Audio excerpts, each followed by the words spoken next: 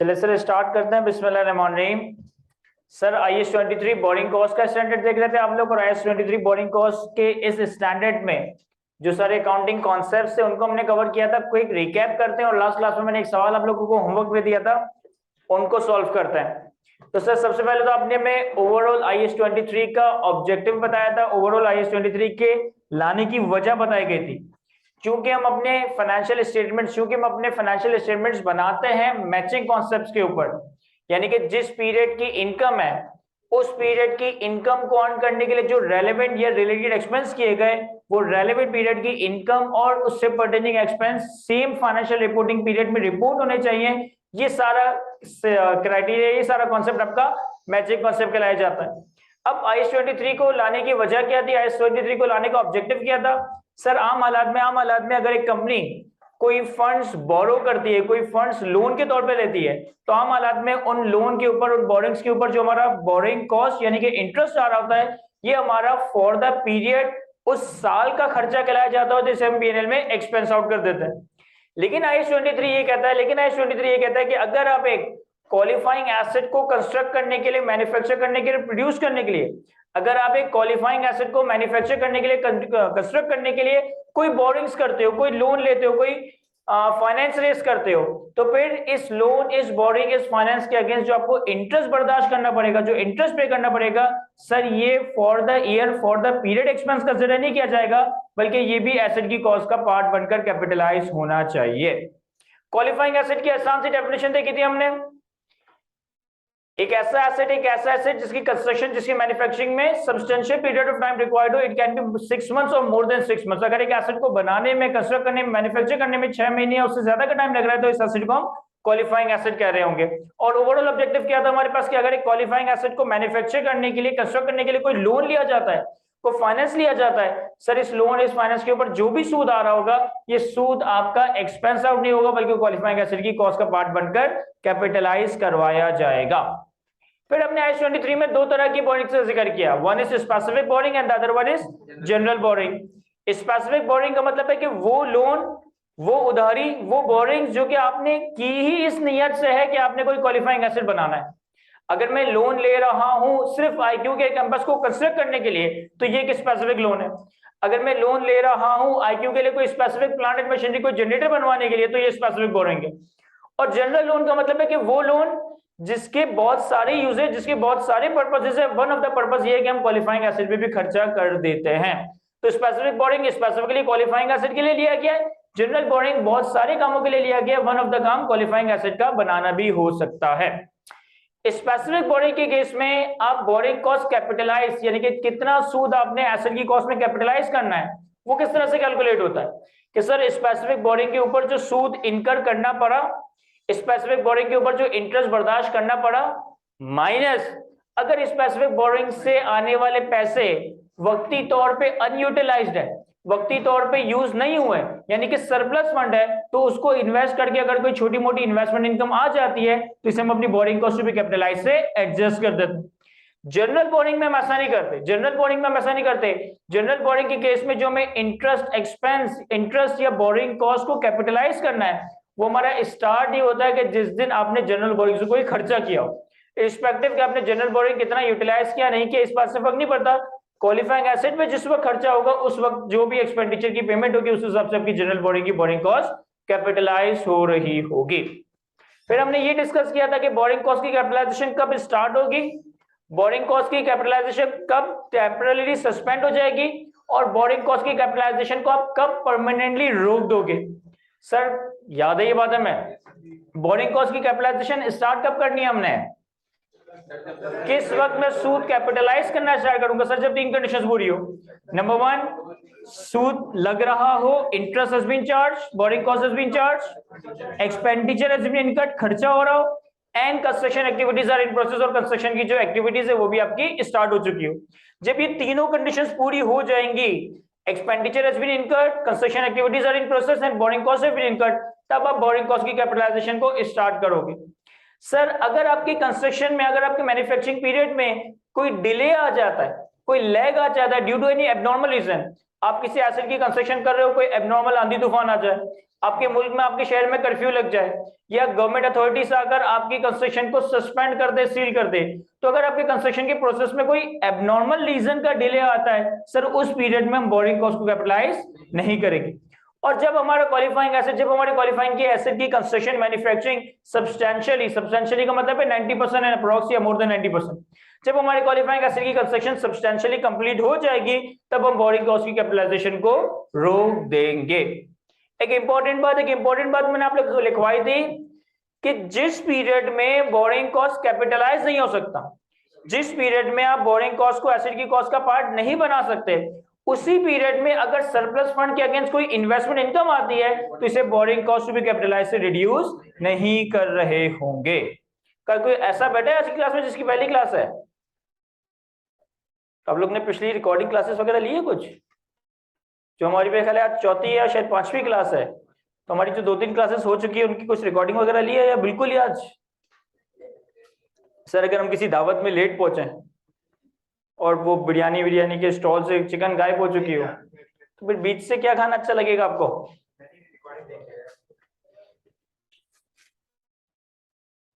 कोई बात नहीं, अगर जिनकी आज पहली क्लास है उन्होंने पहली क्लासेस ले ली है तो बहुत अच्छी बात है। अगर उन्होंने पुरानी क्लासेस नहीं ली, कोई 3-4 बहुत ज्यादा क्लासेस नहीं, कोई 3-4 क्लासेस हमारी कंडक्ट हुई है IQSF के YouTube पेज पे भी, और IQSF का जो वेबसाइट या पोर्टल है उसके ऊपर भी वो lectures as a demo available है। विदाउट एनी रजिस्ट्रेशन आप उनको कवर कर सकते हो। इन केस के अगर आप डिसाइड करते हो कि आपने यहीं पे FAR1 कंटिन्यू करना, तो लाजमी वो पिछली 2-3 क्लासेस जो कंडक्ट हो चुकी है उसे कवर जरूर कर लीजिएगा।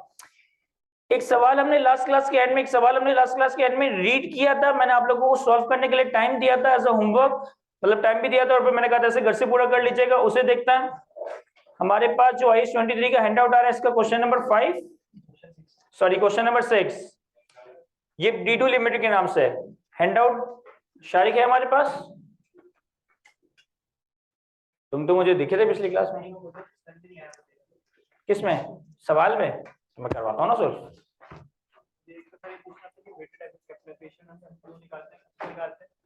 दूसरा मुझे पूछना था कि वेटेड एवरेज कैपिटलाइजेशन रेट में जो अमाउंट लेते हैं वो तो जनरल लोन की अमाउंट होती है, तो उसमें हम वो वन क्यों नहीं शामिल करते? इसमें जैसे स्पेसिफिक बोरिंग कॉस्ट में वन हम शामिल नहीं करते थे, इसमें 3 कंडीशन छोड़ी हो, तो इसमें तो हम जनरल लोन की अमाउंट ले रहे हैं, तो उसमें हम वो वन क्यों नहीं शामिल करते? वो वन की शामिल करने चाहिए जिससे हमने लोन लिया था, बेशक उसमें कंस्ट्रक्शन वगैरह था। सही, जो इनकम आती है उसमें टेम्परेरी का, वो हम नहीं लेते, उससे आने वाली इनकम। शारिक ये सिर्फ ओवरव्यू ऑफ द कोर्स का हैंडआउट है, IAS 23 का नहीं है।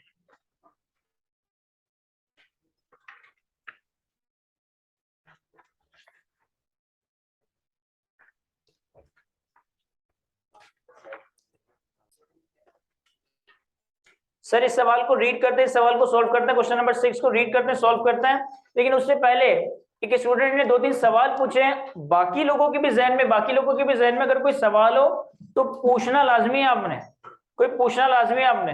और चूंकि सवाल ना पूछने वाले चेहरे मुझे दिखाई दे रहे हैं, तो सवाल पूछने से रिलेटेड मुझे एक स्टोरी याद आ रही है, तो मैं चले पहले एक स्टोरी शेयर कर लेता हूं आपसे, हो सकता है लोगों ने सुनी भी हो।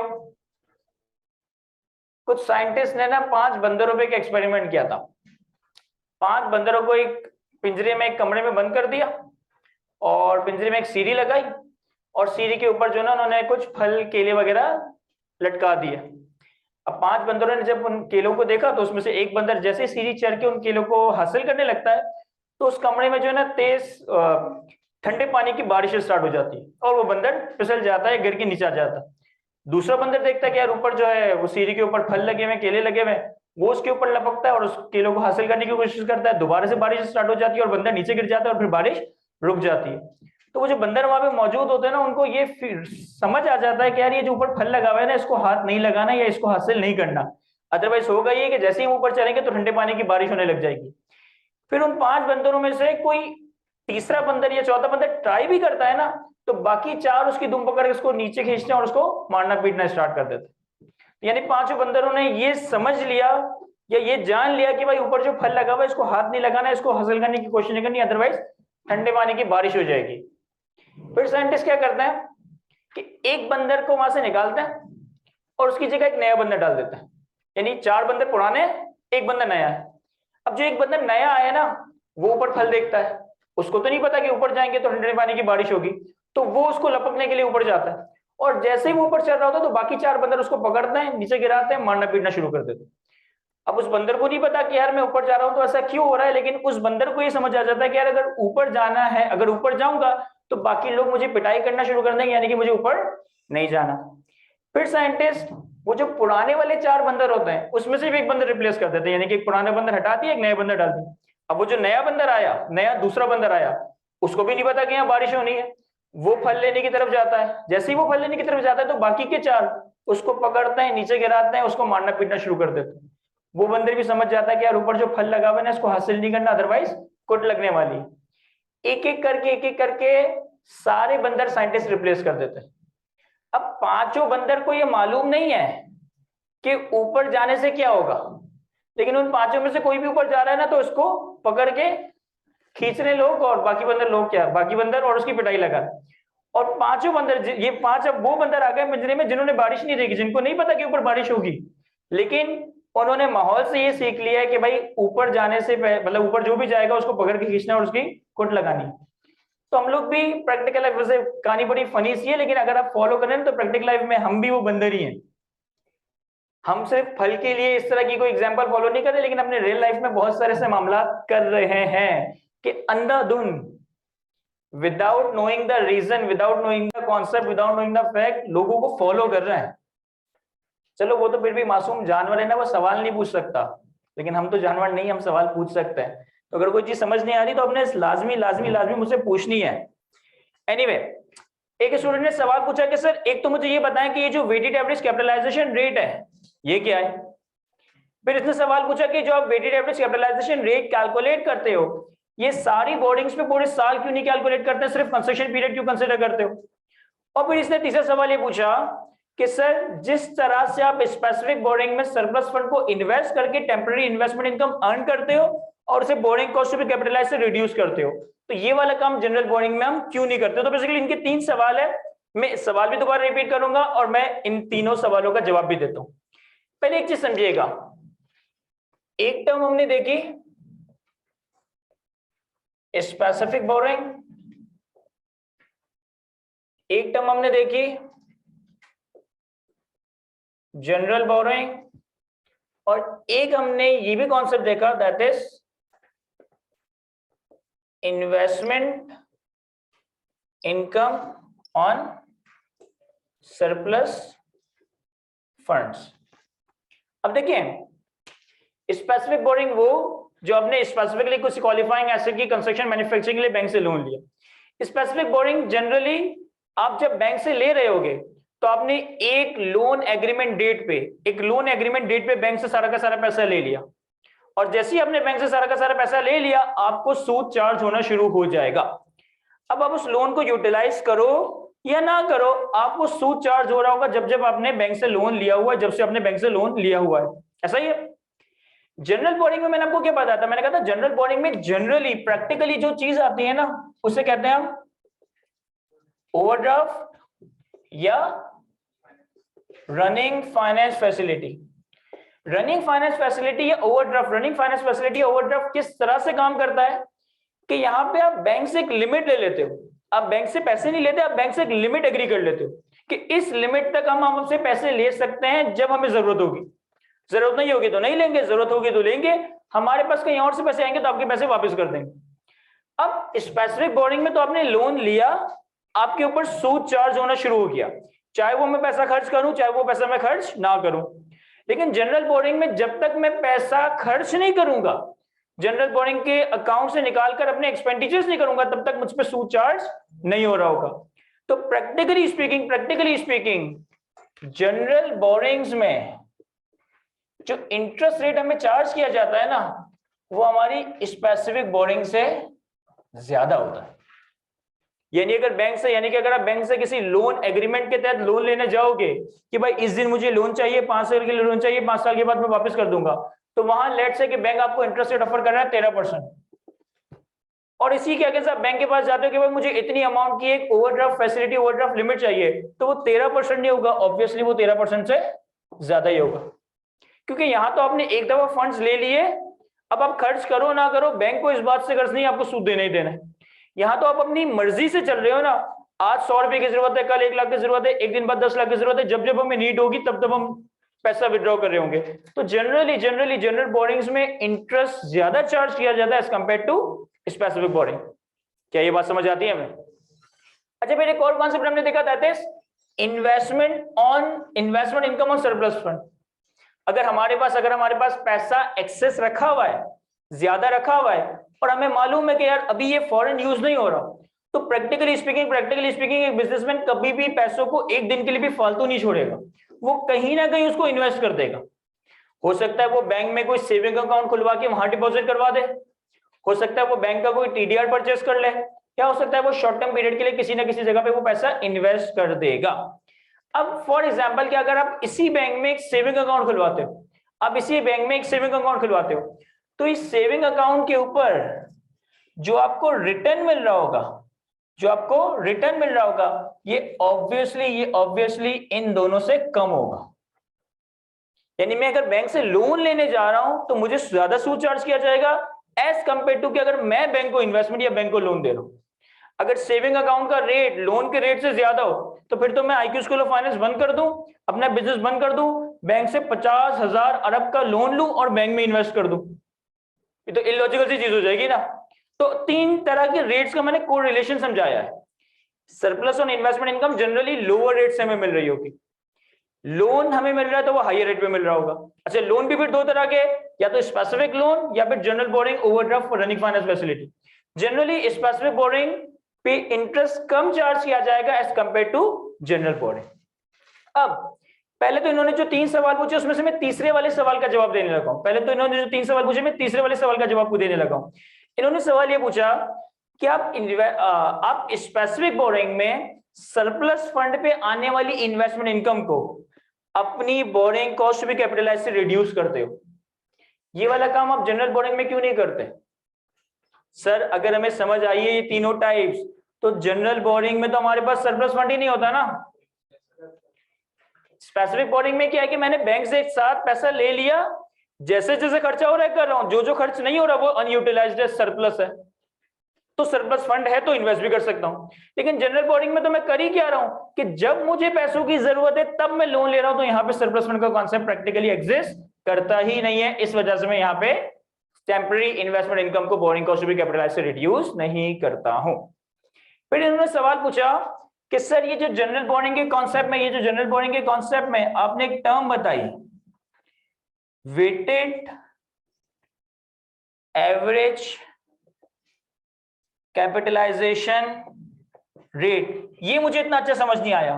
What is weighted average capitalization rate? ये मुश्किल सा नाम किस चिड़िया का है, या क्या कॉन्सेप्ट है इस वेटेड एवरेज कैपिटलाइजेशन रेट के पीछे? देखो फॉर एग्जांपल तुम एक स्पेसिफिक बोरिंग करते हो, तुमने 500 मिलियन का बैंक से लोन लिया, उस लोन के ऊपर तुम्हें 13% का सूद चार्ज किया जा रहा है। तुमने 500 मिलियन का बैंक से लोन लिया, उस लोन के ऊपर तुम्हें 13% का सूद चार्ज किया जा रहा है। अब मेरे पास एक रेट फिक्स्ड है ना कि भाई ये जो 500 मिलियन का लोन लिया है इस पे सूद कितना चार्ज होगा, 13%। लेकिन मैं तुमसे ये कहूं कि तुमने 3 बैंक से ओवरड्राफ्ट फैसिलिटी ली, overdraft facility 1, overdraft facility 2, overdraft facility 3।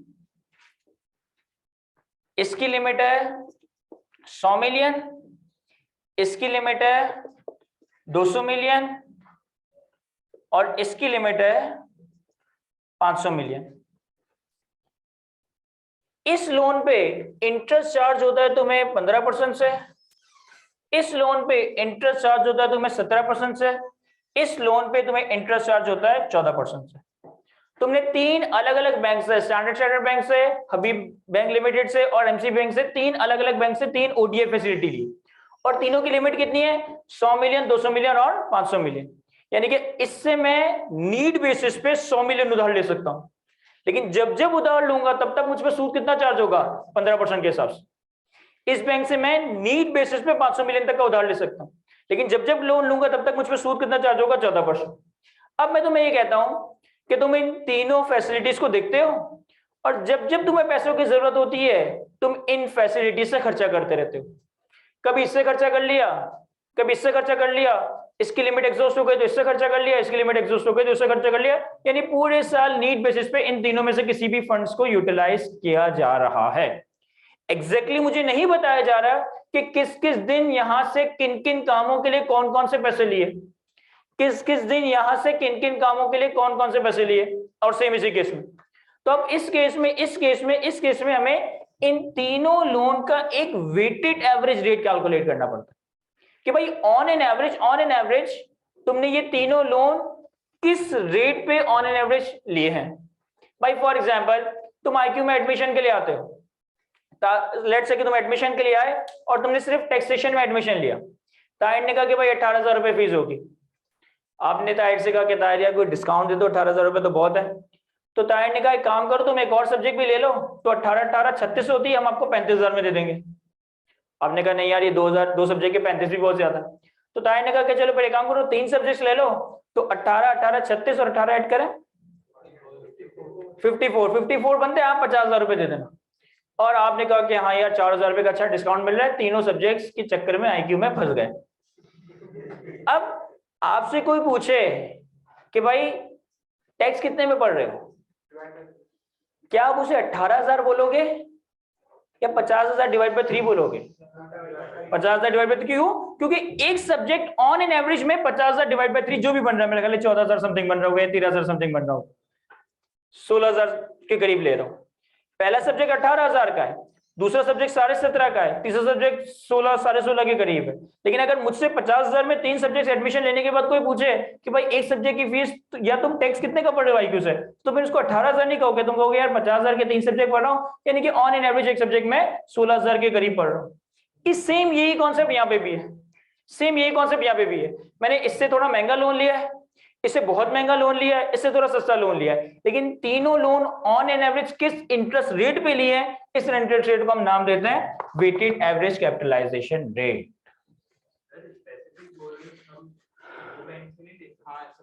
Sir specific borrowing हम 2 बैंक से नहीं ले सकते। यस बिल्कुल ले सकते हैं, हम 2 क्या हम 20 बैंक से ले सकते हैं, लेकिन अगर तुमने स्पेसिफिक बोरिंग 1 2 3 10 बैंकों से लिए तो ये लोन लिया क्यों है? सिर्फ और सिर्फ क्वालिफाइंग एसेट के लिए। यानी ये एक या एक से ज्यादा स्पेसिफिक बोरिंग है तो वो किस नियत से बोरिंग की गई है? सिर्फ क्वालिफाइंग एसेट बनाने के लिए। तो जो भी स्पेसिफिक बोरिंग पे सूद चार्ज होगा वो सारा का सारा क्वालिफाइंग एसेट का पार्ट बनेगा। लेकिन जनरल बोरिंग, अच्छा जनरल बोरिंग जरूरी नहीं है कि एक से ज्यादा हो सकता है जनरल बोरिंग सिर्फ एक हो, तुम्हारे पास सिर्फ एक फैसिलिटी आ रही हो, फिर तुम्हें वेटेड एवरेज कैलकुलेट करने की जरूरत ही नहीं है, 15% ही वेटेड एवरेज है। सर अगर हम स्पेसिफिक बोरिंग 2 बैंक से ले रहे हैं तो उसमें वेटेज आता हूं इस पे जब आपको देता हूं। मैंने क्या बताया कि स्पेसिफिक बोरिंग एक हो सकती है, एक से ज्यादा भी हो सकती है, लेकिन नाम में क्या जोड़ा है? स्पेसिफिक बोरिंग, यानी कि स्पेसिफिकली फॉर क्वालिफाइंग एसेट। तो स्पेसिफिक बोरिंग के केस में तो जितना भी सूद आना है, चाहे एक लोन हो या चाहे 10 लोन हो, हर लोन पे जितना एक्चुअल सूद आना है वो सारा कैपिटलाइज होना है। तो जनरल बोरिंग में ऐसा क्यों नहीं हो रहा? सर जनरल बोरिंग में इसलिए ऐसा नहीं हो रहा क्योंकि ये जो लिमिट्स और इन फंड्स की यूटिलाइजेशन है वो सिर्फ क्वालिफाइंग एसेट के लिए नहीं है ना, उससे तुम अपनी एडमिन की सैलरी भी दे रहे हो, तुम अपने टीचर्स की भी सैलरी दे रहे हो, तुम रेंट भी पे कर रहे हो, तुम इलेक्ट्रिसिटी भी पे कर रहे हो, तुम 10,000 काम कर रहे हो और क्वालिफाइंग एसेट भी बना रहे हो। अच्छा स्पेसिफिक बोरिंग अगर एक से ज्यादा है तो क्या मुझे वहां weighted average capitalization rate calculate करना पड़ेगा? अगर स्पेसिफिक बोरिंग एक से ज्यादा है तो क्या मुझे वहां weighted average capitalization rate calculate करना पड़ेगा? नहीं सर, क्योंकि अगर मेरे पास 10 लोन भी है और हर लोन का इंटरेस्ट रेट अलग अलग है तो हर लोन का इंटरेस्ट कैपिटलाइज में अलग अलग ही कैलकुलेट करूंगा। क्यों? क्योंकि जो सारा लोन है वो सारा का सारा क्वालिफाइंग एसेट के लिए लिया गया है। क्या ये बातें समझ आती है? क्या आपके तीनों सवालों का आंसर हो गया है? क्या कोई रहता है सवाल में? कोई भी सवाल, कैसा भी सवाल पास में हो चुका है, दोबारा रिपीट करवाना हो बेदर रखो के पूछे।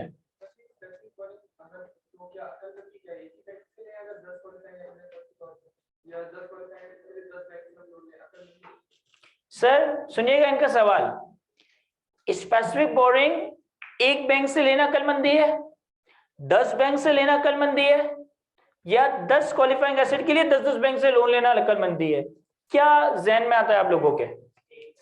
स्पेसिफिक बोरोइंग एक बैंक से लेना अकलमंदी है या एक से ज्यादा लोगों से लेना अकलमंदी है? मुझे एक बात बताओ, अगर तुम लेट्स से कोई भी बिजनेस करते हो, अगर तुम कोई भी बिजनेस करते हो, फॉर एग्जाम्पल कि तुमने एक रेस्टोरेंट खोल लिया और तुमने सोचा कि भाई यहां जो है ना मैं फ्रेंच फ्राइज बेचूंगा। अब तुम्हारे पास ऑप्शन है कि तुम सिर्फ एक बंदे को बांध लो जिससे तुम आलू खरीद रहे हो, या तुमने मार्केट में 2-3 लोगों के साथ सेटिंग बिठा ली है आलू खरीदने की। तो बीइंग अ बिजनेसमैन तुम सिर्फ एक ही बंदे से हमेशा आलू खरीदोगे या 2-3 लोगों से रिलेशनशिप मेंटेन करके 2-3 लोगों को चलाओगे? सिंपल सोचे ना कि आप एक ठिया लगा रहे हैं फ्रेंच फ्राइज का और अब मार्केट में 3 आलू बेचने के लिए अवेलेबल है। बीइंग अ बिजनेसमैन एक बंदे से रिलेशनशिप बना के एक बंदे से आलू बाय करना सही रहेगा या तीनों से रिलेशनशिप बना के तीनों से आलू बाय करना सही रहेगा? सर तीनों से। ऑब्वियसली इन तीनों में से किससे पहले खरीदना है किससे बाद में खरीदना है ये डिपेंड करता है कि कौन क्या रेट दे रहा है। एक 100 रुपए किलो दे रहा है, एक 110 रुपए किलो दे रहा है, 95 रुपए किलो दे रहा है, तो आपकी शायद प्रायोरिटी 95 रुपए वाले की तरफ होगी। लेकिन बाकियों से भी आप लड़ झगड़ के नहीं आ जाएंगे कि यार वो 95 रुपए की दे रहा है तुम इतना महंगा क्यों दे रहे हो। आप रिलेशनशिप हर किसी से बना के रखते हो, क्यों? क्योंकि कल को वो बंदा भी धोखा देने लग जाए, आपको बी क्वालिटी के आलू पकड़ा दे या कभी आपका ऑर्डर फुलफिल ना कर सके, तो आपके पास दूसरे ऑप्शंस अवेलेबल होने चाहिए। तो बिजनेसमैन भी जब बिजनेस के डिसीजंस लेता है तो वो सिर्फ कॉस्ट को मिनिमाइज नहीं करता, कॉस्ट को भी मिनिमाइज करने की कोशिश करता है, लेकिन बिजनेस रिलेशनशिप्स भी बना के रखता है, बिजनेस रिलेशनशिप्स भी बना के रखता है। तो ऑब्वियसली अगर उसे इतनी हैवी फंडिंग चाहिए तो वो, मेरा नहीं ख्याल है कि वो एक बैंक की तरफ रुका रहेगा, वो मल्टीपल बैंक से बात करेगा कि भाई इस बैंक से भी लोन लूं, यहां से कुछ फेवर और मिल जाएंगे, इस बैंक को भी थोड़ा बिजनेस दूं, यहां से भी कुछ फेवर मिल जाएंगे, इस बैंक से भी बिजनेस दूं, यहां पे भी कुछ फेवर मिल जाएंगे। अब जैसे लेट्स से कि पर्सनली मेरे फादर की एक कन्फेक्शनरी शॉप है, वो होलसेल में कन्फेक्शनरी का माल परचेज करते सेल करते। तो एक जमाने में मैं भी अपने वालिद साहब के साथ दुकान पे बैठा हुआ करता था। तो होता क्या है कि फॉर एग्जांपल कन्फेक्शनरी में एक कोई भी आइटम ले ले, लेस चिप्स है, तो हमारे इलाके का जो डिस्ट्रीब्यूटर था ना वो आके हमारे इलाके की होलसेल शॉप पे माल देता था, मेरे वालिद साहब उससे खरीद लेते थे। फिर दूसरे इलाके के जो करीमाबाद के डिफरेंट डिफरेंट एरियाज के भी होलसेलर जो डिस्ट्रीब्यूटर्स उनकी मेरी वालिद साहब से बड़ी अच्छी बातचीत थी। हर महीने के आखिरी हफ्ते में वो आता था कि कायद साहब हमारा इस महीने का जो है ना वो क्या बोलते हैं उसको, टारगेट मीट नहीं हुआ, या अगर आप 50 कार्टन लेस के हमसे खरीद लेना तो हमारा टारगेट मीट हो जाएगा। और मैं देखता था कि मेरे फादर उनसे परचेज कर लेते थे। तो मैंने उनसे सवाल पूछा कि अबू हमारे इलाके का तो ये डिस्ट्रीब्यूटर है मिस्टर ए, तो आप ये बाकी इलाकों के डिस्ट्रीब्यूटर से क्यों खरीदते हो, इसको ज्यादा, इससे ज्यादा परचेज कर लो।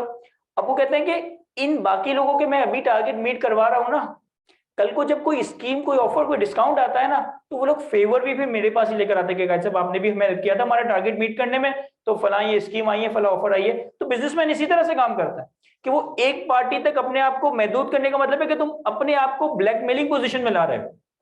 अगर मैं अपना सारा बिजनेस एक बंदे पे डिपेंड कर दूं तो इसका मतलब है कि जब उसका दिल करेगा मुझे ब्लैकमेल करेगा, जब दिल नहीं करेगा तब मेरा बिजनेस चल रहा हो। तो बिजनेसमैन एक बैंक से लोन जरूरी नहीं है कि वो ले रहा हो, वो अपनी कॉस्ट को और रिलेशनशिप दोनों को मेंटेन कर रहा होगा।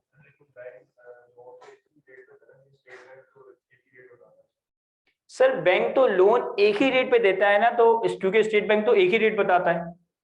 सवाल पूछा इन्होंने कि बैंक तो एक ही रेट पे लोन देगा, क्योंकि बैंक को रेट तो स्टेट बैंक बताया था। मुझे एक बात बताएं, आप लोग अगर बैंक से लोन लेने जाएं या मैं बैंक से लोन लेने जाऊं या यूनिलीवर बैंक से लोन लेने जाएं, क्या हम तीनों को एक ही रेट ऑफर होगा? कभी भी नहीं, कभी भी नहीं। अमाउंट भी सेम हो, तुम भी 10 मिलियन का लोन लेने जाओ, मैं भी 10 मिलियन का लोन लेने जाता हूं और यूनिलीवर भी 10 मिलियन का लोन लेने जाता है, क्या हम तीनों को बैंक एक ही सूद चार्ज करेगा? हरगिज नहीं। मुझे बताओ इसको ज्यादा सूद चार्ज होगा या मुझे ज्यादा सूद चार्ज होगा? इसको ज्यादा सूद चार्ज होगा। क्यों? क्योंकि इसके डिफॉल्ट करने के चांसेस भी ज्यादा है, मेरे डिफॉल्ट करने के चांसेस कम है, यूनिलीवर के डिफॉल्ट करने के चांसेस मुझसे भी कम है। तो बैंक जब लोन देता है तो वो हर कस्टमर की डिफॉल्ट प्रोफाइल को असेस करता है। आप लोग न्यूज में आजकल सुनते होंगे कि पाकिस्तान के इंटरनेशनल मार्केट में बॉन्ड 70% तक उनका रेट पहुंच गया। वो क्या हुआ है कि पाकिस्तान की डिफॉल्ट रेटिंग बहुत खराब हो गई है। पाकिस्तान की डिफॉल्ट रेटिंग खराब हो गई तो दुनिया के बाकी मुल्क या दुनिया के फॉरेन बैंक्स पाकिस्तान को लोन देने से डर रहे हैं, और लोन देने के लिए, लोन देने से डर रहे हैं, यानी कि लोन देने के लिए वो उसी वक्त एग्री होंगे जब उनको हायर इंटरेस्ट ऑफर किया जाएगा, अदरवाइज नहीं। भाई अगर मैं लोन पे 10% का सूद दूं और चाइना भी लोन पे 10% का सूद दे, तो एक पोटेंशियल या समझदार इन्वेस्टर पाकिस्तान को कभी भी लोन नहीं देगा, वो चाइना को लोन दे देगा। उसको पता है यहां मेरे पैसे डूबेंगे नहीं। तो कभी भी बैंक हर कस्टमर को एक रेट चार्ज नहीं करता। अच्छा, इसी तरीके से आप स्टैंडर्ड चार्टर्ड बैंक जाते हो लोन लेने के लिए, उनका एक हाई प्रोफाइल सिस्टम है। एक प्यारी सी लड़की आके आपके सामने लोन एप्लीकेशन रखती है, वो लोन एप्लीकेशन आप फिल करते हो, उसमें वो आपको मदद भी कर रही है, सर यहाँ साइन करें, वहां साइन करें, जहां जहां मेरी उंगली वहां साइन करते जाए। फिर आपको ब्रांच मैनेजर के पास वो लेके जाती है, और इसके अगेंस्ट आप चले जाते हो नेशनल बैंक में। वहां एक बंदा गुटखा खा रहा है और आप कहते हो कि भाई मुझे लोन चाहिए, तो वो कहता है दरवाजे से बाहर चले जाओ। इस तरीके से आपको ट्रीट कर रहा है। क्या बीइंग अ कस्टमर आप दोनों बैंक्स को सेम रेट पे लोन लेने के लिए एग्री करोगे? हरगिज नहीं। जाहिर है जहां आपको एक प्रोटोकॉल दिया जा रहा होगा, जहां आपकी इज्जत की जा रही होगी, और ये बैंक के स्टेटस के बेसिस पे आता है। तो अगर मैं स्टैंडर्ड चार्टर्ड बैंक लेने लोन लेने जाऊंगा, तो हो सकता है मुझसे ज्यादा सूद चार्ज किया जाए। इसी के अगेंस्ट मैं जेएस बैंक में लोन लेने चला जाऊंगा, तो हो सकता है वहां पे मुझे लो रेट पे थोड़ा बहुत, अच्छा ये इतना फर्क नहीं होता कि एक जगह 10% मिल रहा है तो एक जगह 2% मिल रहा हो, इतना फर्क नहीं होता। एक जगह 10% मिल रहा है तो दूसरी जगह 9.5% मिल जाएगा, किसी जगह पे 10.25% मिल जाएगा, इतना ही ये फर्क हो रहा होगा।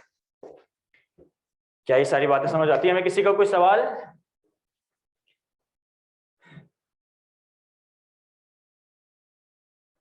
शारिक सर, किसी ने बड़ा ही अच्छा सवाल पूछा है, और ये चीजें हम इस सवाल के बाद अगले सवालों में देखना भी शुरू कर देंगे कि व्हाट इफ कि क्वालिफाइंग एसेट बनाने के लिए दोनों लोन हो हमारे पास। हमने तो अभी तक जो लास्ट से लास्ट क्लास में 3-4 सवाल देखे वो स्पेसिफिक बोरिंग के थे, लास्ट क्लास में जो सवाल देखे वो जनरल बोरिंग के थे। क्या ऐसा पॉसिबल है कि आपके पास स्पेसिफिक और जनरल बोरिंग दोनों का ही पैसा हो? यस, बिल्कुल पॉसिबल है। भाई फॉर एग्जांपल मुझे एक बिल्डिंग कंस्ट्रक्ट करवानी है, उस पर खर्चा होगा 120 मिलियन का, 120 मिलियन का 12 करोड़ रुपए का। मैंने बैंक ए से लोन के लिए अप्लाई किया, बैंक ए ने मुझे सिर्फ 100 मिलियन का लोन ग्रांट किया। अब 20 मिलियन मेरे पास कम है, तो मैंने कहा चलो 20 मिलियन कम है तो 20 मिलियन अपनी जनरल बोरिंग से ओडी फैसिलिटी वगैरह से फाइनेंस कर दूं। तो yes, there is a possibility कि आपके सामने आने वाले सवालों में ऐसे क्वालिफाइंग एसेट आएंगे जिसमें एक से ज्यादा स्पेसिफिक बोरिंग होगी, एक से ज्यादा जनरल बोरिंग होगी। अब खुद लॉजिकली सोचो, अगर मैं तुमसे कहता हूं कि तुम्हारे पास स्पेसिफिक बोरिंग है जिसपे सूद चार्ज हो रहा है 13%, और तुम्हारे पास जनरल बोरिंग का भी ऑप्शन अवेलेबल है जिसपे सूद चार्ज होगा 15%, और तुम्हें क्वालिफाइंग एसेट बनाना है, तुम कब यहां से पैसा इस्तेमाल करोगे और कब यहां से? पहले किससे पैसा इस्तेमाल करोगे? ऑब्वियसली पहले स्पेसिफिक बोरिंग से पैसा इस्तेमाल करूंगा। क्यों? क्योंकि इंटरेस्ट कम चार्ज हो रहा है। लेकिन जब स्पेसिफिक बोरिंग की लिमिट एग्जॉस्ट हो जाएगी, खत्म हो जाएगी, पैसा खत्म हो जाएगा और पैसों की जरूरत पड़ेगी, फिर मुझे इस ऑप्शन को भी यूटिलाइज करना पड़ रहा होगा। तो आने वाले सवालों में इरफान ये होगा कि स्पेसिफिक जनरल बोरिंग दोनों ही एक ही सिनेरियो में आ रही होगी, तो आप देखोगे कि मैं आपको एक प्रायोरिटी बताऊंगा। प्रायोरिटी ये होगी, और वो लॉजिक की बेसिस पे है, कि पहले हम स्पेसिफिक बोरिंग का पैसा इस्तेमाल करेंगे, जब स्पेसिफिक बोरिंग का पैसा खत्म हो जाएगा फिर हम जनरल बोरिंग का पैसा इस्तेमाल कर रहे होंगे। एक सवाल हमने लास्ट क्लास में रीड किया था, उसको दोबारा से रीड करता हूं और उसे मैं सॉल्व करवाता हूं। क्वेश्चन नंबर 6 है आपके पास, यिप डीडू लिमिटेड के नाम से। कहता है यिप डीडू limited begin construction on a building, a qualifying asset on 1st March 2001. The construction was completed on 30 November 2001 and brought into use from 1st January 2002.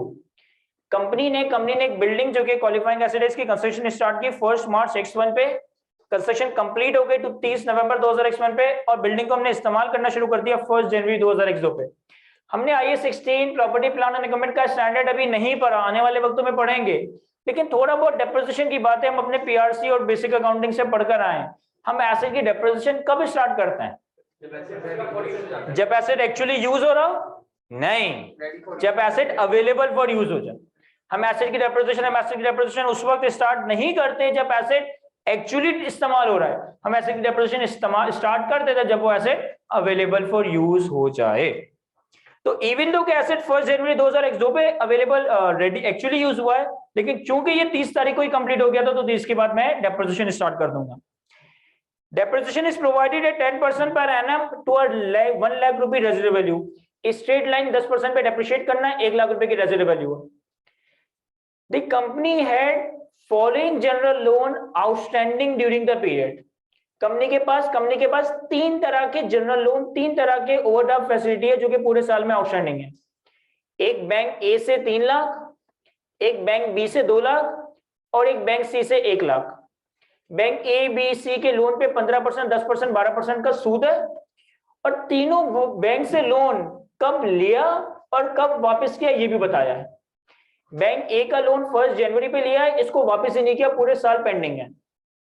Bank B का लोन 1 अप्रैल पे लिया है और 30 सितंबर पे वापस कर दिया है।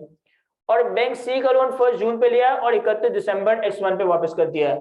इन डेट्स की क्या रेलेवेंस है ये मैं आपको सॉल्यूशन में समझाता हूं। फिर कहता है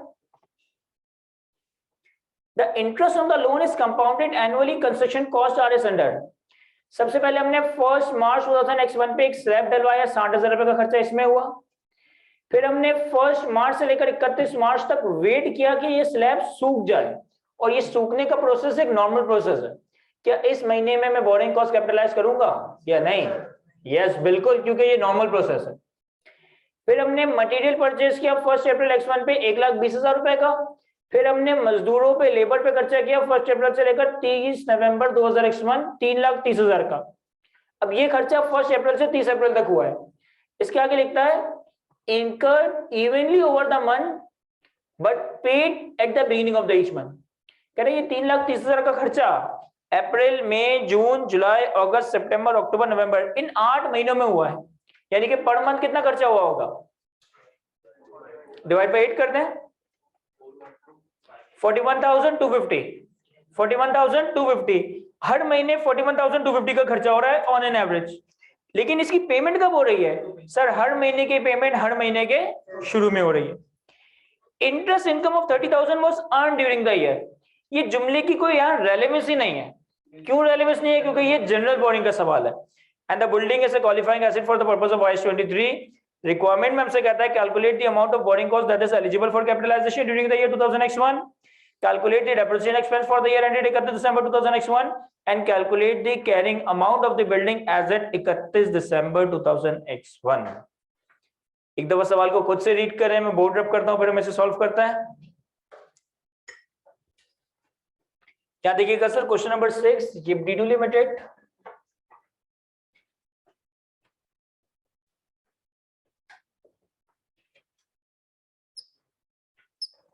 सबसे पहला स्टेप ही आपके क्वालिफाइंग एसिड के सवालों को सॉल्व करने के लिए ये होना चाहिए कि आप लोग ने टाइमलाइन जरूर बनानी है।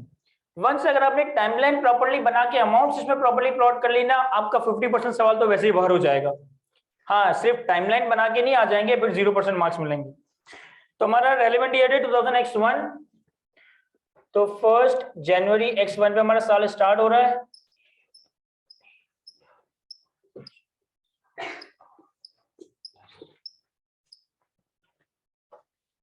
ये पहले महीने का आखिर, ये दूसरे महीने का आखिर, एंड सो ऑन।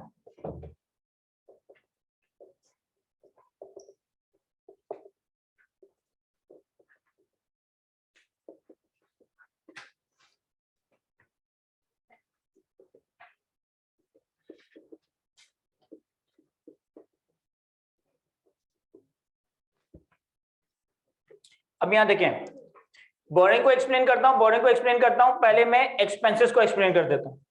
इन्होंने सवाल के पहले पैरा में बताया कि हमने एसेट की कंस्ट्रक्शन स्टार्ट की है 1 मार्च 2001 पे, यानी कि जनवरी, फरवरी, मार्च। तो कंस्ट्रक्शन हमारी स्टार्ट कब हुई है? 1 मार्च, यानी कि यहां से। तो इसका मतलब है कि ये वाले 2 महीने कैपिटलाइजेशन के लिए रेलेवेंट नहीं है।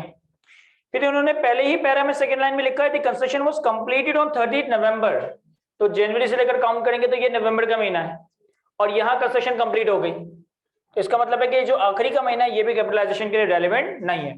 तो out of 12 month in this year, 9 months are relevant for the construction for the capitalization of borrowing cost. फिर अगर हम खर्चों को प्लॉट करें, फिर अगर हम एक्सपेंसेस को प्लॉट करें,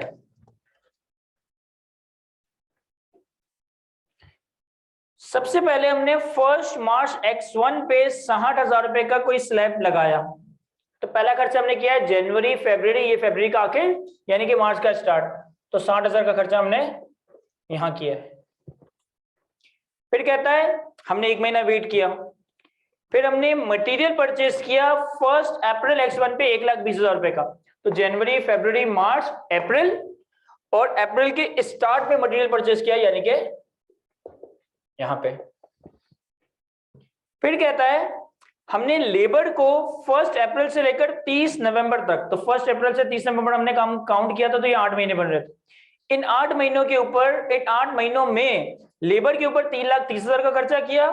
ये खर्चा हम हर दिन या हर महीने थोड़ा थोड़ा कर रहे हैं, और जो भी खर्चा है हर महीने का वो महीने के स्टार्ट में पे कर रहे हैं।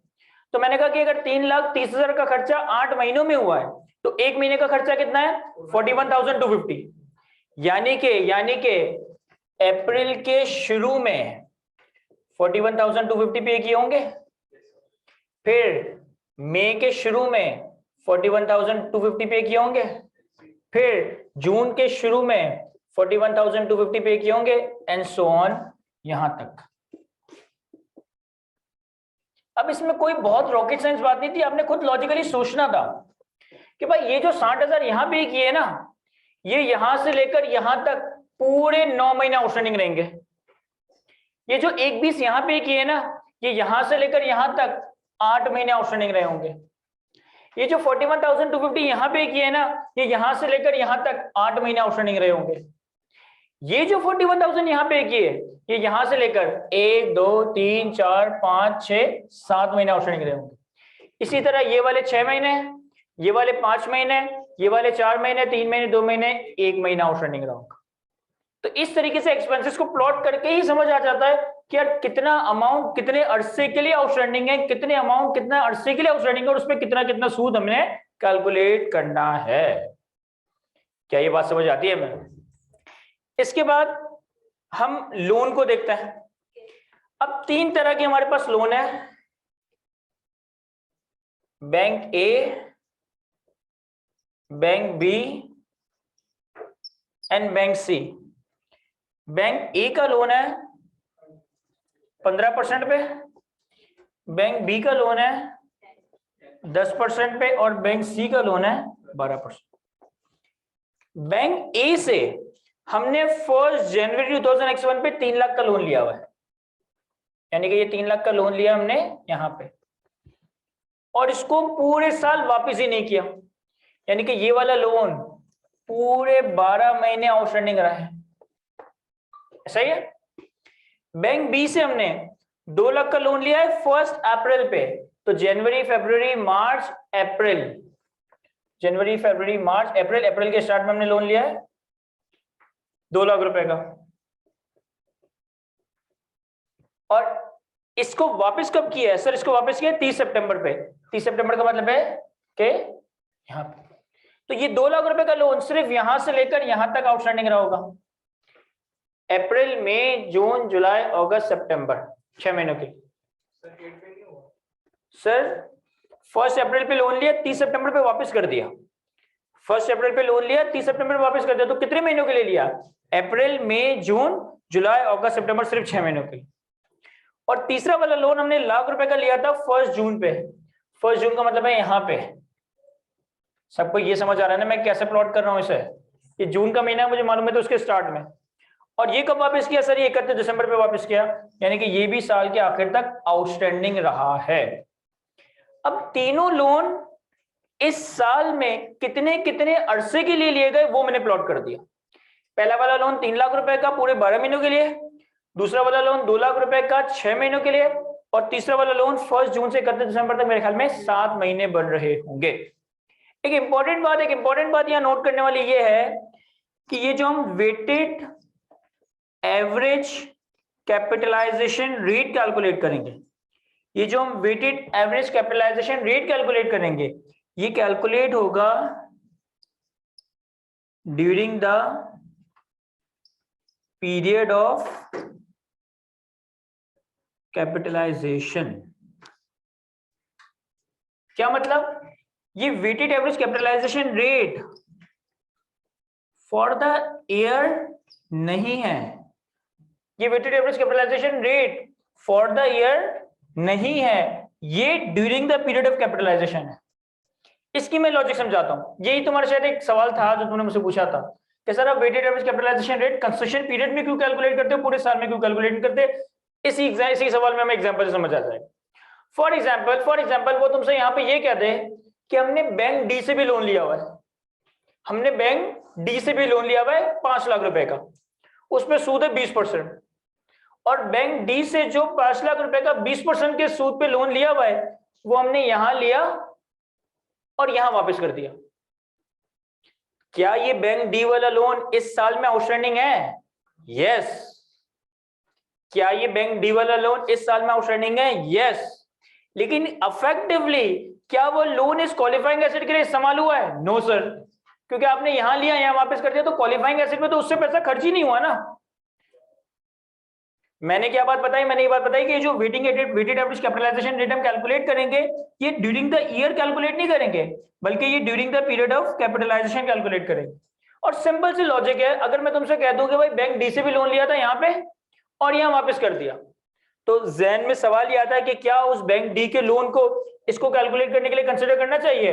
नो। क्यों? क्योंकि बैंक डी वाला लोन इस साल में आउटस्टैंडिंग तो है, लेकिन इफेक्टिवली कंस्ट्रक्शन पीरियड में उससे कोई खर्चा ही नहीं हुआ। कंस्ट्रक्शन तो स्टार्ट ही यहाँ पे हो रही है, यानी कि इस बिल्डिंग को बनाने के लिए बैंक डी का लोन इस्तेमाल नहीं। तो हमने करना भी क्या कि जो वेटेड एवरेज कैपिटलाइजेशन रेट इस्तेमाल करेंगे ये during the period of capitalization consider कर रहे हैं।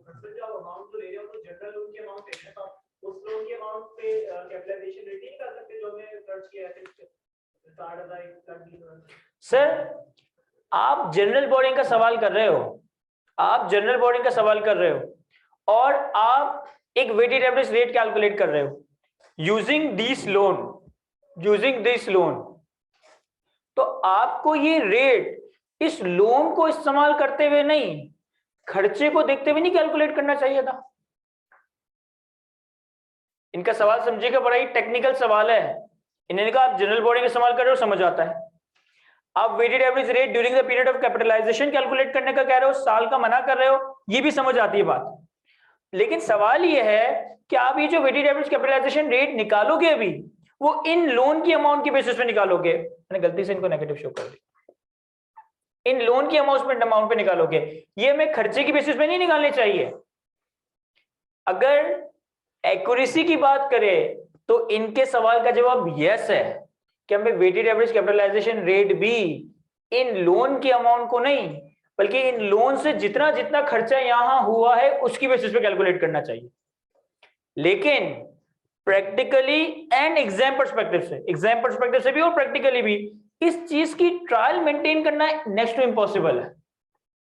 भाई हमें क्या पता कि यहां जो पैसा दिया, यहां जो पैसा दिया, यहां जो पैसा दिया, यहां जो पैसा दिया, यहां जो पैसा दिया, इन सारे पैसों में से कौन सा पैसा यहां से दिया, कौन सा पैसा यहां से दिया और कौन सा पैसा यहां से दिया।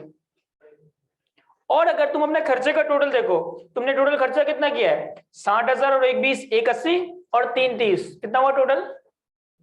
हमने खर्चा कितना किया? 60,000, 5,10,000 रुपए का, 5,10,000 रुपए का। और लोन कितने हमारे? 3 लाख, 2 लाख, 1 लाख, यानी कि टोटल 6 लाख। तो लोन तुम्हारे 6 लाख के, जबकि क्वालिफाइंग एसेट पे सिर्फ 5-10 का खर्चा है, यानी कि ये लोन और भी कंपनी के कामों के लिए इस्तेमाल हुआ है। तो मुझे ये इन्फॉर्मेशन ना एग्जाम में गिवन होगी ना प्रैक्टिकली डिटरमाइन करना इतना आसान या पॉसिबल है, क्योंकि नहीं पता कि यार ये जो खर्चे किए हैं इसमें से कौन सा पैसा यहां से दिया है, किस दिन दिया है, कौन सा पैसा यहां से दिया है, किस दिन। तो फिर हम एक एस्टिमेटेड वर्किंग बना रहे होते हैं कि हम अपने आउटस्टैंडिंग लोन का वेटेड एवरेज कैपिटलाइजेशन रेट और फिर उसको खर्चे की बेसिस पे कैपिटलाइज कर रहे होते हैं। अब देखिए यहाँ पे वेटेड एवरेज कैपिटलाइजेशन रेट कैसे कैलकुलेट होगा।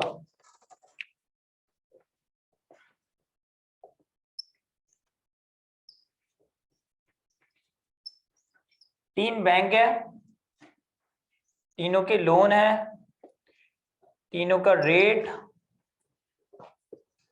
Outstanding during construction period, not year. ये तीनों लोन कंस्ट्रक्शन पीरियड में कितना कितना आउटस्टैंडिंग थे, और फिर interest. Bank A B C, एक अमाउंट है 3 लाख, P का अमाउंट है 2 लाख, C का अमाउंट है 1 लाख। A के ऊपर सूद है 15%, B के ऊपर सूद है 10% और C के ऊपर सूद है 12%। अब ये देखो कि ये लोन कंसेशन पीरियड में कितने अरसा आउटस्टैंडिंग थे। सर अगर मैं लोन नंबर ए की बात करूं तो लोन नंबर ए यहां लिया था, यानी कि जब कंस्ट्रक्शन स्टार्ट हुई तो ये लोन था, और जब कंस्ट्रक्शन एंड हुई तब भी ये लोन था। तो इस लोन को पूरे 8 महीने इस्तेमाल किया गया है, तो इसका वेट आ जाएगा 8/12। सॉरी, यस 9 मंथ्स, मैंने गलत कर 9 मंथ्स। लोन बी, कंस्ट्रक्शन यहां स्टार्ट हो गई थी, लेकिन लोन बी कब लिया? यहां। कंस्ट्रक्शन यहां एंड हो रही है, लेकिन लोन वापस कब कर दिया? यहां। तो ये पूरे 6 महीने कंस्ट्रक्शन पीरियड में फॉल कर रहा है, यानी कि 9 महीनों के कंस्ट्रक्शन में से इस लोन को इस्तेमाल सिर्फ 6 महीने किया गया है, तो 6/12। और इसी तरह से लोन सी 1 जून पे यहां लिया गया और साल के आखिर तक इस्तेमाल किया, लेकिन कंस्ट्रक्शन तो यहां खत्म हो गई ना, तो कितना अरसा लोन के पीरियड, कंस्ट्रक्शन के पीरियड में इस्तेमाल हुआ? 1 2 3 4 5 6, तो 6/12। अब सबसे पहले मैं एवरेज लोन बैलेंस कैलकुलेट कर रहा हूं। एवरेज लोन बैलेंस कैलकुलेट कर रहा हूं कैसे? 3 lakh multiply by 9/12, 2,25,000, 2 lakh into 6/12 1 lakh, और 1 लाख इंटू 6/12 50,000। और कंसेशन पीरियड में इनके ऊपर सूद कितना लागू होगा? 225 into 15%, sorry 33,750। Sir 2,25,000 into 9/12 into 15% नहीं करेंगे? 2,25,000 इंटू 9/12 इंटू 15,000 करना चाहिए, 15% करना चाहिए। 2,25,000 इंटू 15%, 2,25,000 इंटू 15%, क्योंकि 9/12 तो तुम ऑलरेडी कर चुके हो ना इसे। 1 लाख इंटू 10%, 10,000, और 50,000 इंटू 12%, 6,000। यानी कि कंस्ट्रक्शन पीरियड में इन लोन से इतना पैसा ऑन एन एवरेज इस्तेमाल हुआ है, और इतनों पैसों पे इतना सूद लगा है। तो हमारी एवरेज यूटिलाइजेशन अगेंस्ट कंस्ट्रक्शन आ जाएगी 375,000, और सूद आ जाएगा 49,750। तो हमारे पास weighted average capitalization rate 375,000, sorry 49,750 divided by 375,000 कितना हो रहा है? 13 यही बन रहा है। तो यहां तक हमारे पास सिर्फ अभी weighted average capitalization rate calculate हुआ है, अभी तो बोरिंग कॉस्ट भी कैपिटलाइज कैलकुलेट करना है। कॉपी करें इसे तो फिर हम बोरिंग कॉस्ट भी कैपिटलाइज कैलकुलेट करते हैं। सर हम थोड़ा सा कंफ्यूज हो रहे हैं कि आपने पिछली क्लास में तो वो फॉर्मूला बनाया था और यहाँ पे आपने नया काम कर दिया। सर मैंने जो पिछली क्लास में फॉर्मूला बताया था वही काम मैंने यहाँ किया। यहाँ देखो, मैंने पिछली क्लास में फॉर्मूला कैसे बनाया था? Weighted average capitalization rate is equals to, numerator में रखता हूं इंटरेस्ट, डिनोमिनेटर में रखता हूं लोन। पहला वाला लोन 3 लाख का, इस 3 लाख पे 15% का सूद है, और ये 9 मंथ्स तक आउटस्टैंडिंग है। प्लस दूसरा वाला लोन 2 लाख का, इसके ऊपर 10% का सूद है, और ये 6 महीने आउटस्टैंडिंग है। तीसरा वाला लोन 1 लाख का, इस पे 12% का सूद है, और ये भी 6 महीने आउटस्टैंडिंग है। तो न्यूमरेटर में इंटरेस्ट आ गए जो मैंने लास्ट क्लास में काम किया था, और डिनोमिनेटर में पहला वाला लोन 3 लाख का है, लेकिन कंस्ट्रक्शन पीरियड में कितना आउटस्टैंडिंग है? 9 मंथ्स। सर लास्ट क्लास में आपने ये वाला काम नहीं किया था, इस वजह से कि लास्ट क्लास के सवाल में कंस्ट्रक्शन पूरे 12 महीने चली थी ना, यहां तो कंस्ट्रक्शन ही 12 महीनों में से 9 महीने चल रही है। प्लस 2 लाख वाला लोन इंटू 6/12, प्लस 1 लाख वाला लोन इंटू 6/12। इस तरह से कैलकुलेटर में सॉल्व कर लें, यकीनन आंसर वही आएगा 13.2667%। अगर बीच में कंस्ट्रक्शन सस्पेंड हो गई तो उस मंथ को हटा दूंगा,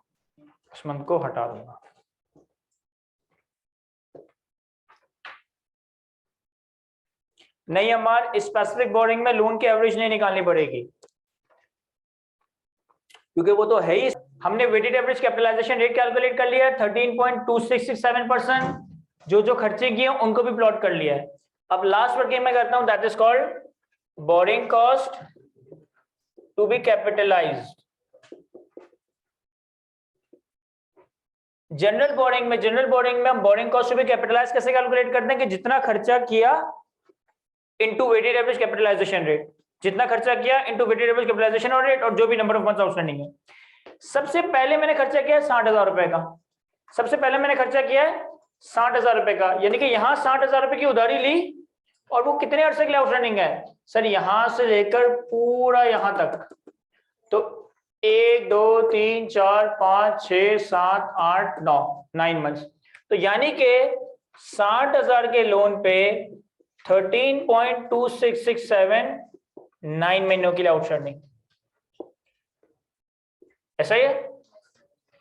फिर हमने 1 महीने के बाद ही 1/20 का मजीद लोन लिया, और यहां लोन लिया, तो यहां से लेकर यहां तक ये कितना आउटस्टैंडिंग है 8 मंथ्स, तो 1/20 मल्टीप्लाई बाय 13.2667% मल्टीप्लाई बाय 8/12। फिर हमने इसी दिन एक और पेमेंट भी की थी, मैं इन दोनों को मर्ज करके भी लिख सकता था, लेकिन मैंने समझाने के लिए अलग रखा कि 1/20 को मैंने अलग करके कैलकुलेट किया। इस दिन मैंने एक और पेमेंट की 41,250 की, ये भी पूरे 8 महीनों के लिए 41,250 मल्टीप्लाई बाय 13.2267% इंटू 8/12। फिर 1 महीने बाद एक और 41 की पेमेंट की जो 7 महीने आउटस्टैंडिंग है, फिर एक और जो 6 महीने, फिर एक और करते करते करते आखिरी पेमेंट कितने के अर्से के लिए आउटस्टैंडिंग है 1 महीने के लिए। तो टोटल 41,250 की 8 पेमेंट्स की गई है। हाँ बताता हूं कि डायरेक्ट ही तुम्हें शॉर्टकट बता दूंगा तो तुम लोग को फील कैसे होगा कि तुम क्या क्या कहूं, तुम लोग इंप्रेस कैसे होगे फिर।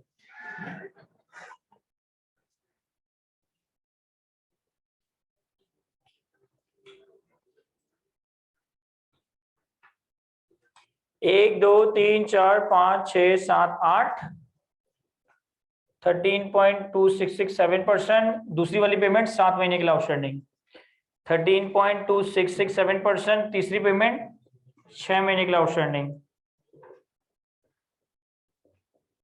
5 महीने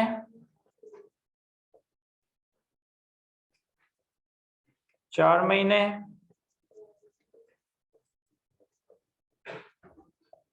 3 महीने 2 महीने और 1 महीना। मुझे सबका अलग अलग इंटरेस्ट कैलकुलेट करके देते हैं। 5970 पॉइंट्स इग्नोर कर देते हैं, हम राउंड ऑफ कर देंगे। 1061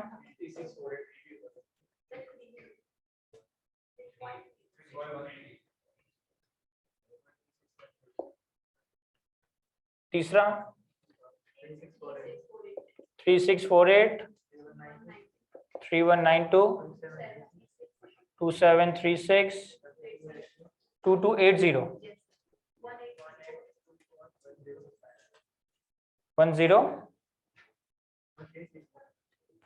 1368 9125 तो ये हमने सारे एक्सपेंसेस पे अपना बोरिंग कॉस्ट भी कैपिटलाइज कैलकुलेट कर लिया। तो हमारे पास इन सब का टोटल, मेरे पास नीचे जगह नहीं है, कितना बोरिंग कॉस्ट भी कैपिटलाइज आ जाएगा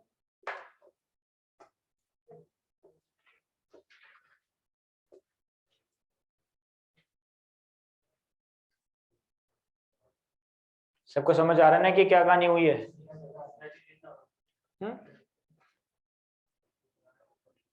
32,000 32,999 ये हमारा 12 महीने, ये हमारा कंसेशन पीरियड का बोरिंग कॉस्ट भी कैपिटलाइज्ड है। कॉपी करने से तो फिर एक शॉर्टकट तरीके से भी बताता हूँ ये कैसे कैलकुलेट होगा।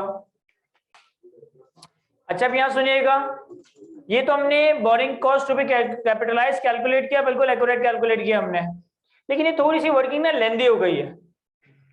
इसको भी एक शॉर्टकट वे में सॉल्व किया जा सकता है। कैसे? देखें, ये वाला खर्चा जो हमने यहां किया 60,000 का, ये तो पूरे 9 महीने आउटस्टैंडिंग है। फिर जो हमने 1/20 का खर्चा किया वो 8 महीने आउटस्टैंडिंग है। ये जो लेबर कॉस्ट है, हमने पहला खर्चा पहले महीने के स्टार्ट में किया, दूसरा खर्चा दूसरे महीने के स्टार्ट में, तीसरा खर्चा तीसरे महीने के स्टार्ट में, एंड सो ऑन। अब पहला वाला खर्चा पूरे 12 महीने आउटस्टैंडिंग है, पहले वाला और दूसरे वाला खर्चा रिमेनिंग 9 महीने और 8 महीने आउटस्टैंडिंग है, फिर ये 7 महीने, फिर ये 6 महीने, एंड सो ऑन। यानी कि इसको मैं यूं कह सकता हूं कि जब आपने 41,250 की पेमेंट की तो ये 1 महीना आउटस्टैंडिंग रही, फिर आपने एक और 41,250 की पेमेंट की, जरा टोटल करो इन दोनों का,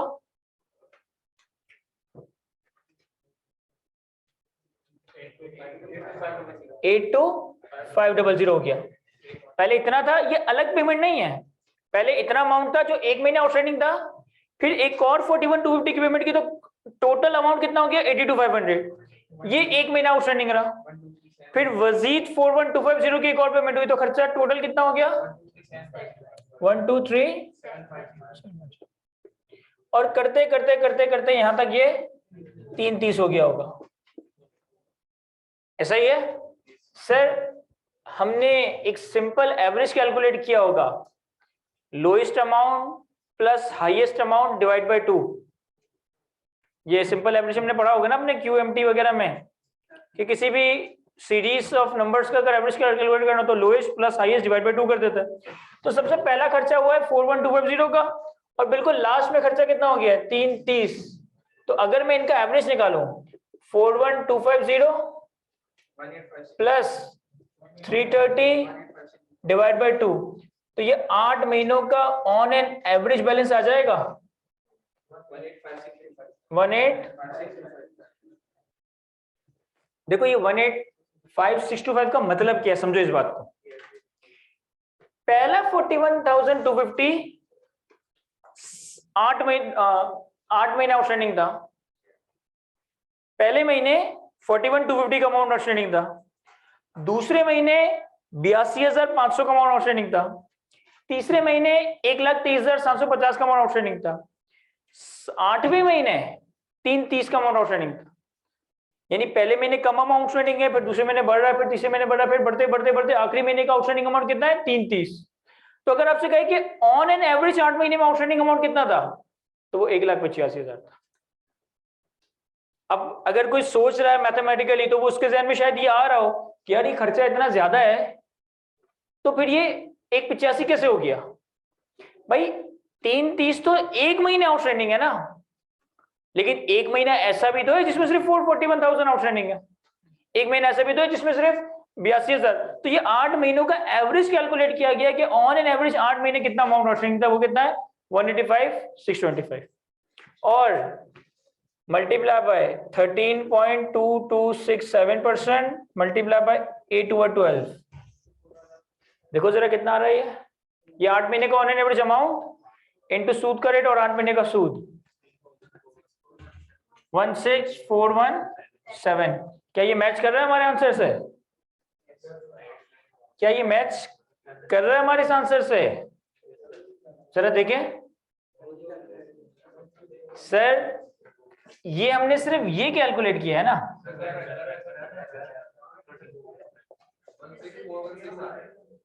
416। भाई 60,000 और 1,20 को तो अलग ही कैलकुलेट करना है, क्योंकि वो तो एक सीक्वेंस में नहीं हुआ है। लेकिन ये जो 41 वाले थे वो ये सारी 8 पेमेंट्स थी, इन 8 पेमेंट्स के ऊपर जो तुमने इंडिविजुअली मंथ वाइज सूद कैलकुलेट किया है, इसका टोटल देखो क्या यही बन रहा है? यस सर, यही बन रहा होगा। यस सर, यही बन रहा होगा।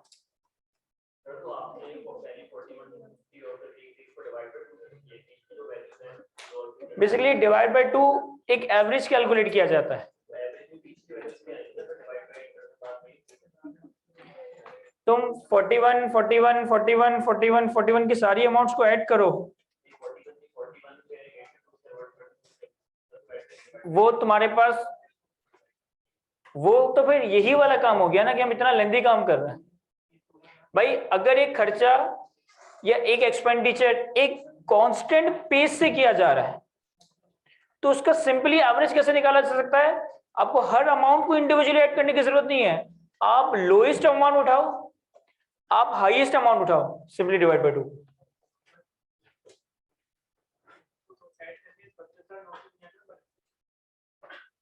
यस, इन सबको ऐड करके। मुझे नहीं पता, ये तो आप लोग ने बताया, तो फिर आप लोगों ने कोई गड़बड़ की है ना? सही है ना? 16,000 और 10,000 26 और 5 सही तो है सर। कोई बात नहीं, अभी भी पीआरसी से आए हैं।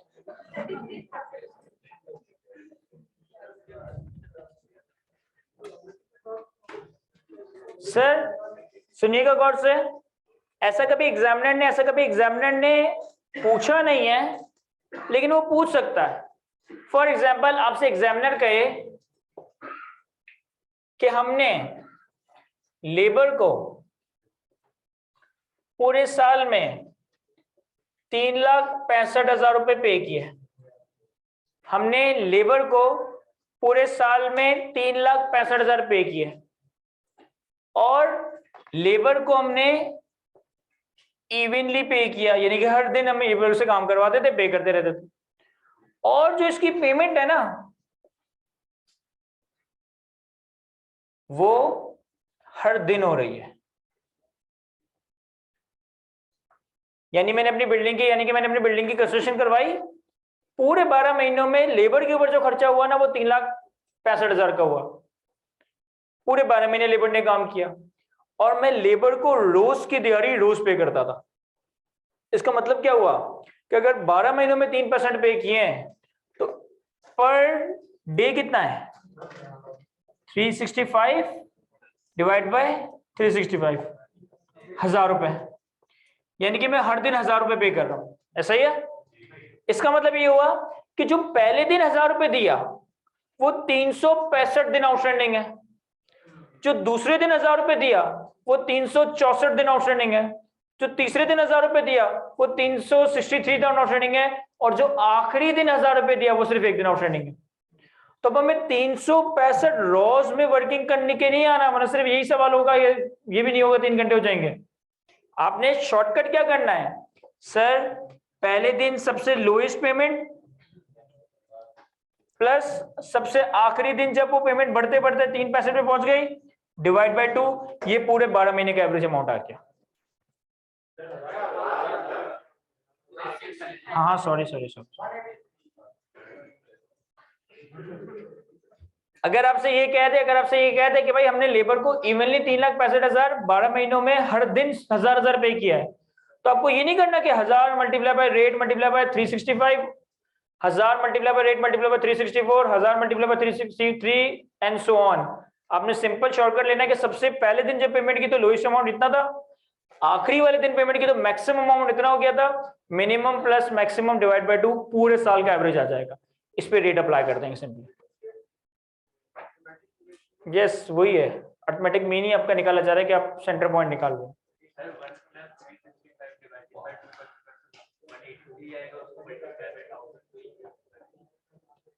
वो यही काम हो रहा है। तुम इनका अगर वो निकालोगे ना कॉमन, तो वही निकलेगा जो तुम कह रहे हो, 1 + 183। वही काम हो रहा है, बस वो मैथ्स में तुम्हें यूं नजर आ रहा है, तुम अलग तरह से प्रोसेस कर रहे हो। बड़े आगे ये वाली बात लाजमी कॉपी कीजिएगा अपने पास। सर ये तो सभी सवाल की सिर्फ रिक्वायरमेंट नंबर 1 कंप्लीट हुई है कि calculate the amount of borrowing cost eligible for capitalization for the year ended 31 December 2001। तो हमारे पास borrowing cost eligible for capitalization कितना आ गया? 32,999। फिर सवाल की रिक्वायरमेंट नंबर बी और सी में क्या कह रहा है कि 2001 का डेप्रिसिएशन और 31 दिसंबर 2001 पे एसेट की कैरिंग वैल्यू कैलकुलेट करनी है। यहां देखिएगा सर, इस बिल्डिंग की कॉस्ट कितनी है?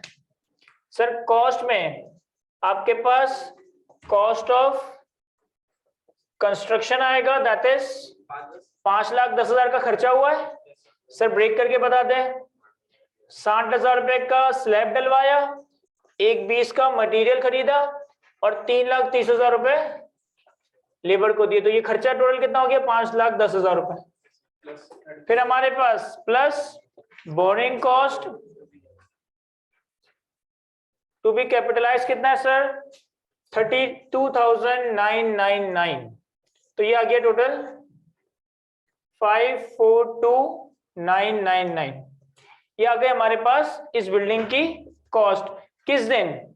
1 दिसंबर X1 पे, क्योंकि बिल्डिंग 30 नवंबर पे रेडी हो गई थी ना।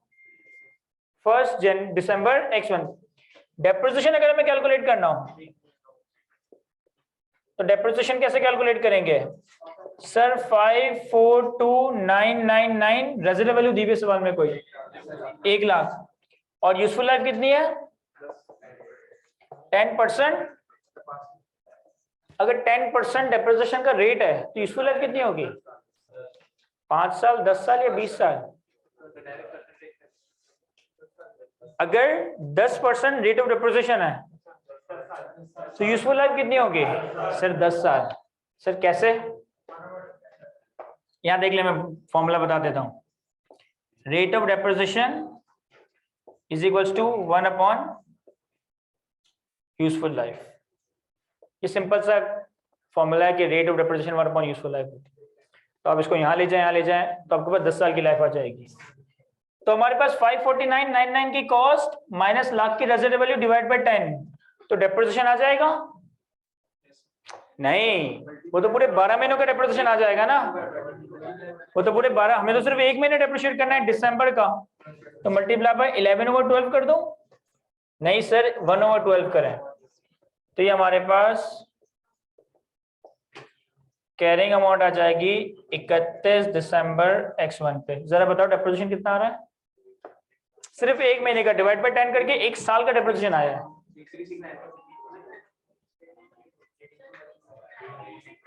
369 बस। और कैरिंग अमाउंट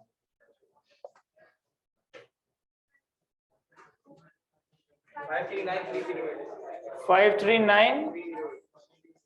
सर एक स्टूडेंट ने सवाल पूछा, जरा सुनिएगा आप लोग भी। सर आपको कैसे पता चला कि ये स्ट्रेट लाइन है? आपको कैसे पता चला कि ये स्ट्रेट लाइन डेप्रिसिएशन की बात कर रहा है? 10% पर एनम। तो रिड्यूसिंग बैलेंस मेथड में भी ऐसे ही होता है रेट। सर रेजिडुअल वैल्यू दी हुई है रिड्यूसिंग बैलेंस मेथड में। रिड्यूसिंग बैलेंस मेथड में रेजिडुअल वैल्यू को कोई काम नहीं होता, वहां हम डायरेक्ट ओपनिंग कॉस्ट या ओपनिंग WDV पे रेट ऑफ डेप्रिसिएशन अप्लाई करते हैं। रेजिडुअल वैल्यू जो कि सवाल में गिवन थी, तो उससे मैंने अंदाजा लगाया कि यहाँ पे स्ट्रेट लाइन डेप्रिसिएशन की बात हो रही है। कॉपी करें तो यहाँ तक सवाल हमारा कंप्लीट होता है। एक और सवाल रीड करता है।